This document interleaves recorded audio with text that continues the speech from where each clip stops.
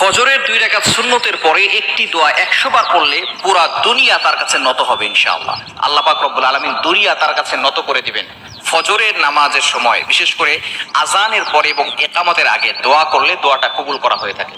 নবী সাল্লাল্লাহু আলাইহি ওয়াসাল্লাম জানিয়ে দিয়েছেন, তিরমিজি শরীফের হাদিস, আদ-দুআউ লা ইউরাদ্দু বাইনাল আযানি ওয়াল ইকামা। আজান এবং ইকামতের মাঝখানে যে দোয়াটা করা হয় সেই দোয়াটা আল্লাহ তাআলা কবুল করেন।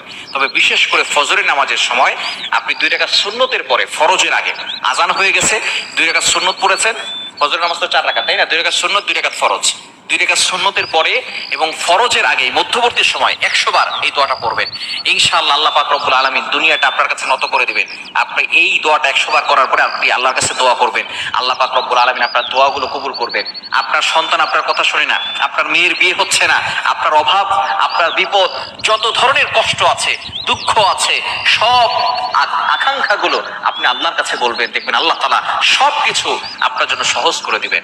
আল্লাহ পাক রব্বুল আলামিন যদি বান্দাকে বিপদ থেকে উদ্ধার করতে চান, তাহলে আল্লাহ পাক রব্বুল আলামিন তাকে বিপদ থেকে উদ্ধার করেন।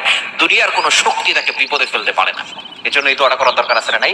ফজরের নামাজের পরে, সুন্নতের পরে কিভাবে আমলটি করবেন? প্রথমে 11 বার দুরূদ শরীফ পড়বেন। দুরূদ শরীফ হচ্ছে আল্লাহুম্মা সাল্লি আলা মুহাম্মদ, যেটা দুরূদ ইব্রাহিম আছে, এই দুরূদটা পড়বেন। এটা সবচেয়ে ফজিলতপূর্ণ দুরূদ। যদি এটা না পারেন তাহলে সাল্লাল্লাহু আলাইহি ওয়াসাল্লাম, এটাও একটা দুরূদ।